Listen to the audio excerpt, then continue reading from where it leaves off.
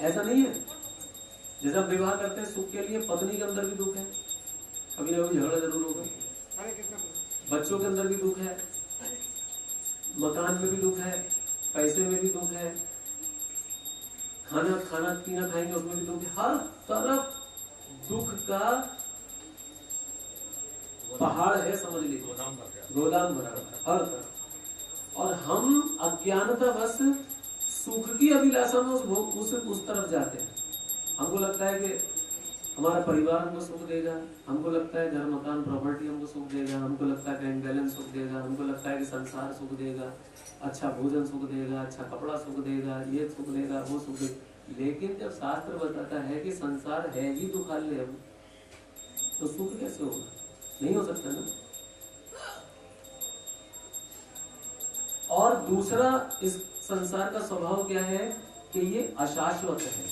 एक तो क्या बताया, दुखालयम है, और दूसरा अशाश्वत। अशाश्वत मतलब कि जो हमेशा रहने वाला नहीं है, ये बदल जाता है संसार, ये संसार बदल जाता है। यानी कि ये प्रकट होता है, संसार है तो ये सत्य, ऐसा नहीं है संसार खत्म हो जाता, खत्म नहीं होता, ये अव्यक्त हो जाता है, क्योंकि भगवान से ही प्रकट हुआ है। और जब भगवान अपने अंदर ही समय, जब प्रलय का समय आया तो भगवान इसको अपने अंदर समा देते हैं, और बहुत लंबे समय के बाद जब भगवान द्वारा श्वास छोड़ते हैं तो संसार फिर प्रकट हो जाता है। खत्म नहीं होता, लेकिन बदल जाता है, सारी चीजें पुनः नए सिरे से फिर बनती है, तो अशाश्वत है। तो इस संसार के अंदर अशाश्वत और दुखालयम संसार के अंदर कौन सा तत्व फंसा हुआ है? आत्मा, जो अजर अमर अविनाशी है और सच्चिदानंद है ना, और परम भगवान का अंश है। अब आप देखिए, वो आत्मा इस अशाश्वत और दुखालयम संसार में भटक रही है, उसे अपने नित्य धाम में होना चाहिए, लेकिन वो यहाँ भटक रही है। और ये कब तक भटकती रहेगी?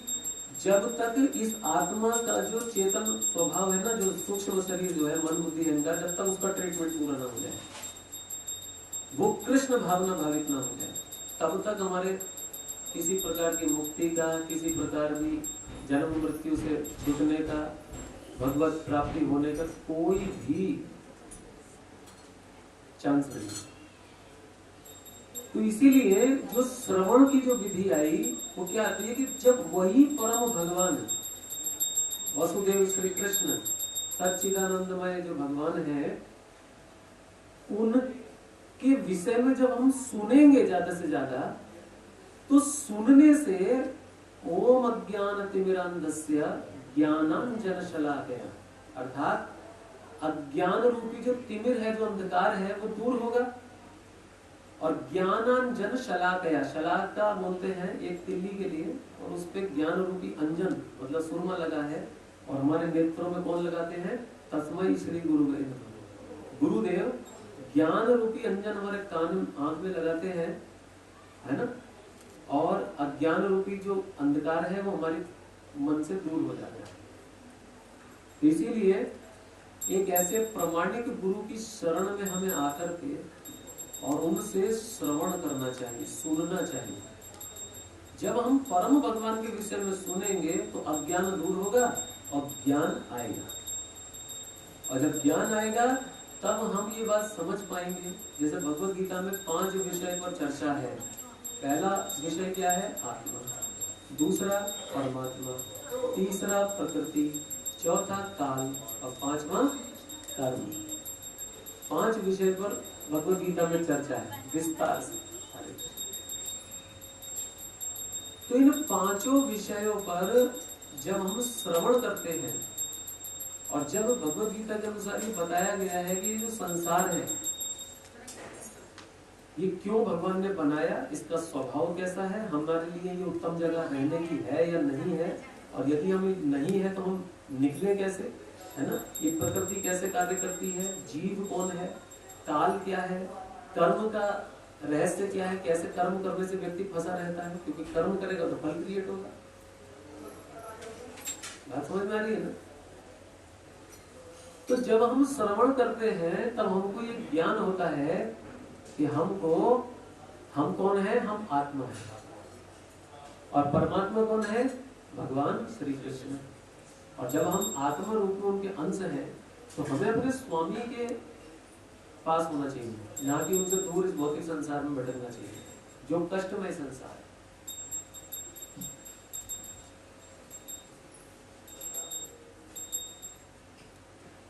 तो हमें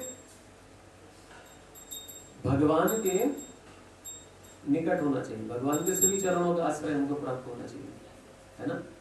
अब श्री चरणों के आश्रय को प्राप्त करने का जो साधन है वो क्या है कि हमारी जो भावना है वो कृष्ण भावना होनी चाहिए, समझे? कृष्ण भावना होनी चाहिए। आप देखिए हमारे प्रत्येक दिन में, एक दिन में 24 घंटे होते हैं, तो 24 में 7-8 घंटे हम निकाल देते हैं सोने के लिए, और 7-8 घंटे निकाल देते हैं उसमें खाने कमाने के लिए। और खाते कमाते हैं तो सब भौतिक ही बातें करते हैं, भौतिक ही श्रवण करते हैं, भौतिक ही कर्म करते हैं। और उसके बाद भी जो 6-7 घंटे 8 घंटे बचते हैं तो उसमें भी अपनी इंद्रियों को ही तुष्ट करने में लगे रहते हैं। तो ये बताइए, जब इस भौतिक संसार के ही विषय में सुनेंगे, इसी विषय में देखेंगे, भौतिक विषय को ही आत्मसात करेंगे हर तरीके से, तो क्या हमारी वो जो अंदर कृष्ण चेतना है, क्या उसका ट्रीटमेंट होगा? बताओ, क्या वो भावना शुद्ध होगी? और जब वो नहीं होगी तो फिर कैसे हमारा कल्याण होगा? तो वो भावना के शुद्धिकरण के लिए ही ये सारे व्यवस्थाएं बनाई गई। जो प्रहलाद महाराज कह रहे हैं कि 9 प्रकार की जो भक्ति है, उस 9 प्रकार की भक्ति में सबसे पहला है श्रवण करना। सुन सुन करके हमारे हृदय में इतना ज्ञान प्रकाशित हो जाए कि हमारा मन भगवान में लगने लगे। जैसे श्रीमद् भागवत जी में ही कथा आती है कि महारानी रुक्मिणी जी तो कभी भगवान से मिली नहीं थी, भगवान का कभी दर्शन नहीं किया था। केवल क्या करती थी, भीष्मक महाराज की पुत्री थी वो, और भीष्मक महाराज के यहाँ आए दिन जो भी संत लोग या अतिथि लोग जब भी कोई आते थे तो उनके घर में भगवान के गुणों का वर्णन करते थे। कि द्वारिकाधीश जो भगवान है वो उनके गुणों का वर्णन करते थे, उनके सौंदर्य का, उनकी वीरता का, उनके पराक्रम का, उनके ज्ञान का, उनके ऐश्वर्य का वर्णन किया जाता था। तो रुक्मिणी जी बैठ करके सुनती थी केवल भगवान के विषय में, और सुनने से ही उनके हृदय में उत्कट ये भावना जागृत हो गई कि मैं ऐसे वीर पुरुष, ऐसे परम पुरुष को मैं प्राप्त करना चाहती हूँ। और प्राप्त करने के लिए क्या करना चाहिए कि मैं उनको, क्योंकि मैं तो एक स्त्री हूँ, तो उनके अंदर स्त्री भाव था, तो उन्होंने कहा कि मैं अपना स्वामी चुनती हूँ, ऐसे पराक्रमी और परम यशस्वी, है ना, पुरुष को मैं क्या करूंगी, मैं अपना स्वामी चुनती हूँ, और पूरा जीवन ऐसे पराक्रमी व्यक्ति की सेवा में अपना न्यौछावर करूंगी। अभी मिले नहीं है भगवान, देखा भी नहीं कभी भगवान को, क्या किया, केवल सुना, और श्रवण करने मात्र से ही उनके हृदय में भगवान के प्रति प्रेम जागृत हो गया। श्रवण करने से ही प्रहलाद महाराज के हृदय में प्रेम जागृत हो गया। और प्रहलाद महाराज तो माँ के गर्भ में थे। जब कयाधु को नारद जी भागवत कथा सुनाते थे तो नारद जी का लक्ष्य ही उसके गर्भ में बैठा हुआ वो बालक था। तो नारद जी सुनाते थे कि माँ के कानों से सुन रहा है। प्रहलाद महाराज ने माँ के गर्भ में ही भगवान का इतना वर्णन सुना, इतना गुणों का वर्णन सुना, उनके हृदय में भक्ति प्रकट हो गई। भक्ति सबके अंदर है। अगर कोई असुर या राक्षस होता है उसके अंदर भी भक्ति होती है, ऐसा नहीं भक्ति किसी में नहीं है। लेकिन होता क्या, भक्ति का मतलब भगवान के प्रति भाव सबके अंदर है, लेकिन होता क्या है, वो इतनी डीप थेफ्ट में चली जाती है, इतनी सोई हुई होती है वो, कि हमको लगता है कि हमारे अंदर है नहीं। लेकिन जैसे ही ज्ञान की, भगवान के गुणों का वर्णन और भगवान के विषय में चर्चा, नाम संकीर्तन इत्यादि जब हम अपने कानों से सुनते हैं, और जब ये जो भगवत विषय है, ये जो कथा है, कृष्ण कथा जब कान में जाती है और जाकर जैसे हृदय में पहुंचेगी ना, तो ये अंदर उथल पुथल मचा देती है। और अंदर उथल पुथल मचा कर क्या होती है, जो सोई हुई हमारी जो कृष्ण भावना है उसको जगा देती है, समझी। और जब वो भावना जाग जाएगी अंदर से, तो व्यक्ति भगवान की शुद्ध भक्ति किए बिना तो रह नहीं सकता है। तो वैसे ही नारद जी ने क्या किया, तयादु को कथा इतनी सुनाई कि कथा सुनाते प्रहलाद महाराज गर्भ में ही भगवान की शुद्ध भक्ति हुई। रुक्मणी जी ने इतना भगवान का वर्णन सुना कि सुनते निर्णय कर बैठी कि विवाह करूंगी, आत्मसात करूंगी, शरणागत होंगी तो केवल कृष्ण के, अन्यथा अपना जीवन त्याग दूंगी। इतना बड़ा निर्णय कर लिया उस व्यक्ति के लिए जिसको कभी देखा ही नहीं, कभी मिली नहीं चीज, श्रवण करने से मात्र। और जब उन्होंने एक विश्वसनीय पात्र, उनके भाई ने क्या किया, शिशुपाल से उनका रिश्ता तय कर दिया और 2 दिन बाद बारात आने वाली थी, समय था नहीं, और ये निर्णय कर बैठी है कि मैं द्वारकाधीश से विवाह करूंगी। तो तुरंत ही ब्राह्मण के हाथ एक पत्र लिखा। उस पत्र की पहली ही लाइन में उन्होंने अपने भाव को लिखा कि हे त्रिभुवन सुंदर स्वामी, मैंने कभी आपको देखा नहीं है, आप भागवत में उठा के पढ़ लेना, मैंने कभी आपको देखा नहीं है, लेकिन आपके गुणों का वर्णन इतना मैंने सुना है कि उनको सुनने से ही मैं ये निर्णय कर चुकी हूँ कि मैं पाणी ग्रहण करूंगी, विवाह करूंगी केवल आपसे, अन्यथा मैं अपने देह को त्याग दूंगी। इसलिए हे प्रभु मुझ पर कृपा करिए। और जैसा मैंने आपके गुणों को सुना है तो उसमें ये वर्णन है कि आप अपने जो चाहने वाले हैं, मतलब जो आपको प्राप्त करना चाहते हैं, जो आपके भक्त हैं, जो आपसे प्रेम करते हैं, उनकी इच्छा को आप जरूर पूरा करते हैं।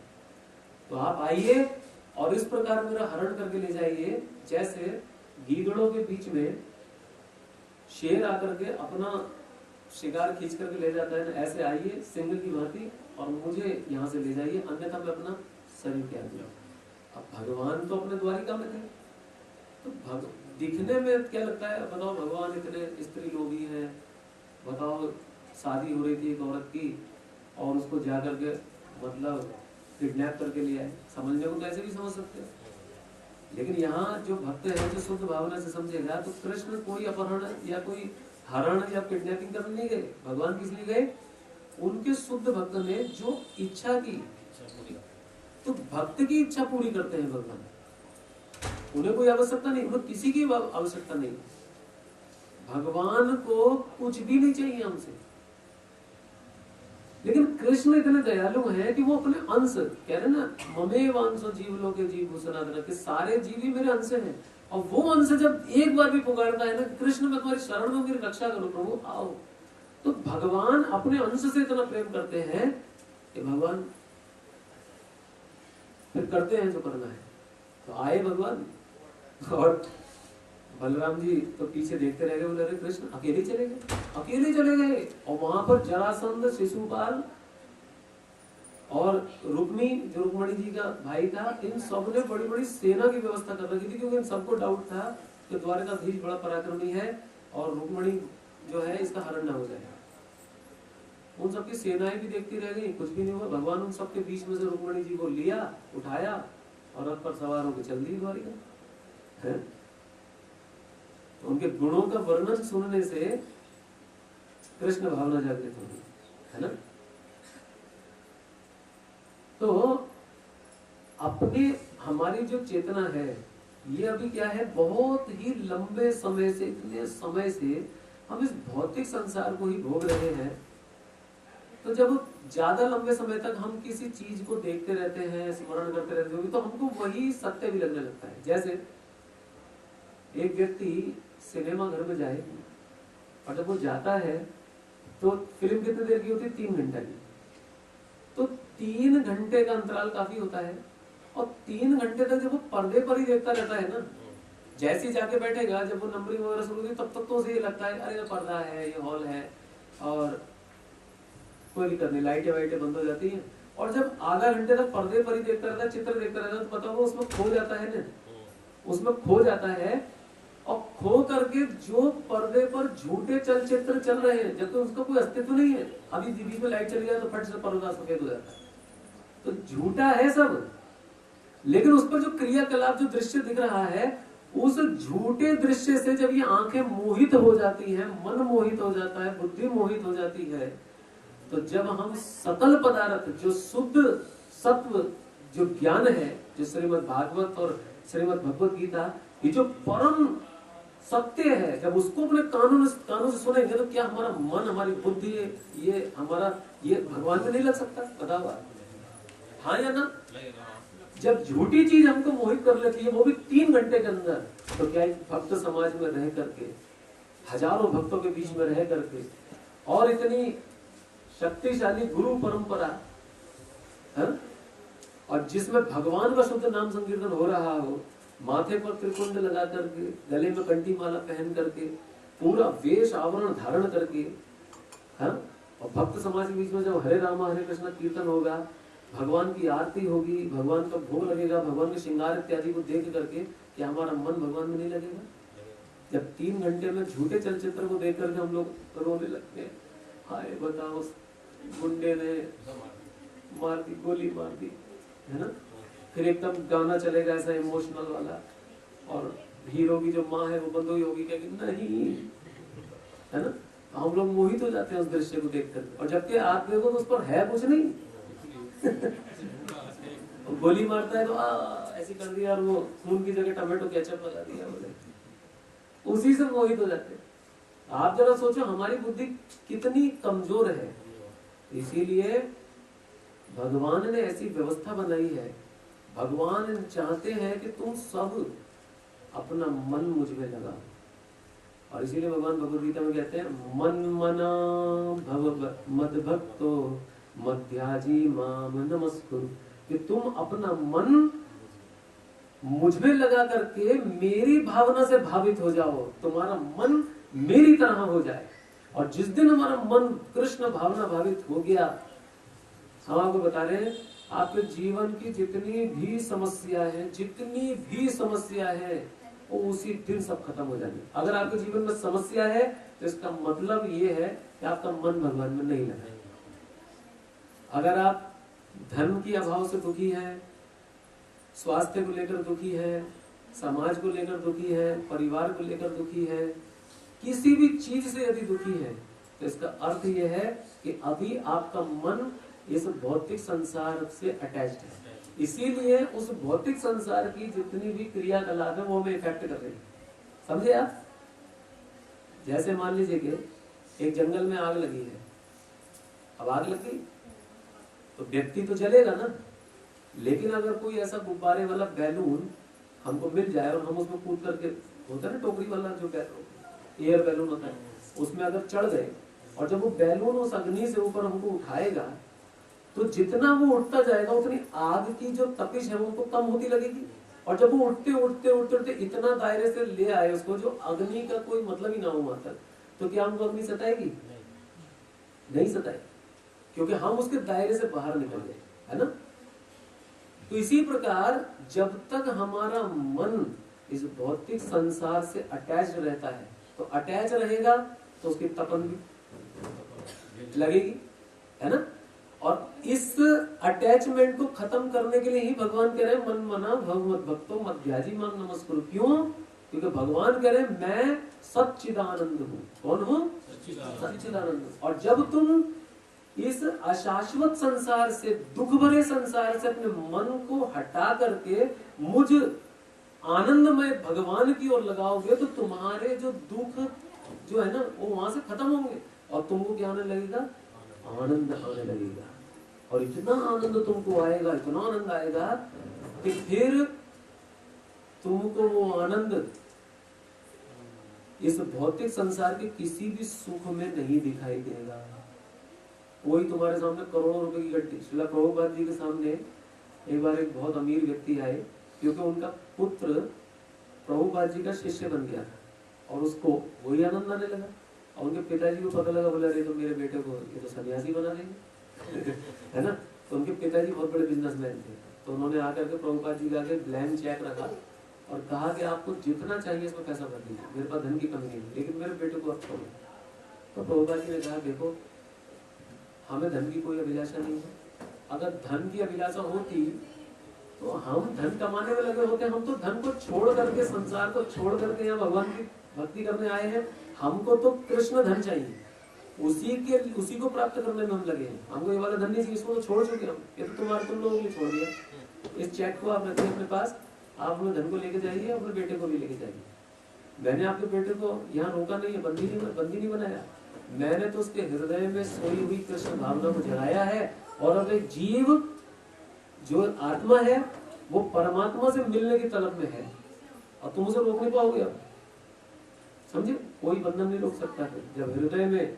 अरे आप देखो, एक भौतिक जीवन में हम देखते हैं किसी लड़के को किसी लड़की से प्रेम हो जाता है, तो वो लोगों की जब अभिलाषा पूरी नहीं होती है तो वो सुसाइड कर लेते हैं या घर से भाग जाते हैं, उनको संसार नहीं दिखता फिर। और जबकि वो संबंध क्या, भौतिक संबंध है। तो भौतिक संबंध को ही पूरा करने के लिए व्यक्ति तन मन धन लगा देता है। तो जब उसका संबंध जब भगवान से जब जागृत होगा, तो आप जरा सोचिए, उसे कोई तोड़ने वाला है। मीराबाई थी तो राणा जी के यहाँ विवाह हुआ उनका, और राजकुल की थी, और वहां उनको कोई बंधन नहीं रोक पाया, है कि नहीं। वो निकल जाती थी वो सितार बजाते हुए। क्या शक्ति थी वो कृष्ण प्रेम था। जब उस व्यक्ति को इस भौतिक दीवारों में, धन में, स्त्री में, इस रूप सौंदर्य प्रतिष्ठा में, कोई सब ये रूखा लगने लगता है। और इसीलिए चैतन्य महाप्रभु कहते हैं अपने शिक्षाष्टकम में, क्या कहते हैं, शून्यायितम जगत सर्वम, हे कृष्ण मुझे ये सारा संसार शून्य लगता है, शून्य, कुछ भी नहीं है इसके अंदर, सब रूखा है। रेत होती ना, रेत को मुंह में डालो तो क्या कोई रस है इसमें, रूखा है। ऐसे ही चैतन्य महाप्रभु कह रहे हैं शून्यायितम जगत सर्वम, कब, गोविंद गिरहेण में। अब मेरी लगन लग गई है भगवान में, और भगवान के बिना मुझे सारा संसार रूखा लगता है, ऐसी भावना हो जाती है। तो भगवान कह रहे हैं मन मना भव मद भक्तो मध्याजी माम नमस्कुरु। तो भगवान कह रहे हैं अपने मन को मुझ में लगाओ। और कृष्ण इतने दयालु हैं कि वो केवल कहने भर का काम नहीं करते कि खाली कह दिया, भगवान उसको मन को लगाने की व्यवस्था भी करते हैं। और कैसे व्यवस्था करते हैं कि भगवान सारे जीवों के मनों को अपनी ओर आकृष्ट करने के लिए, भगवान मधुर मधुर लीलाएं करने के लिए हमारे बीच में प्रकट होते हैं। जैसे पता सब लोग अलग अलग ध्यान लगाए हुए हैं, और बीच में कोई व्यक्ति अगर नाचने लगे तो सबका ध्यान केंद्रित होगा ना। ऐसे ही भगवान सारे जो जीव अपने अपने विषय में संसार में खोए हुए हैं, तो भगवान यहाँ अवतरित होते हैं और सुंदर लीलाएं करते हैं, गौचारण लीला करते हैं। और उन लीलाओं को करने से ये जो भगवान माखन चोरी करते थे, मटकियां फोड़ते थे, ये सब लीलाओं के पीछे जो कारण क्या है, भगवान बार बार उन ब्रजवासियों से कह रहे हैं कि सब तरफ से मन हटाकर मेरी ओर लगाओ। जब उनका ध्यान नहीं लगता था तो उनके ध्यान को भंग करने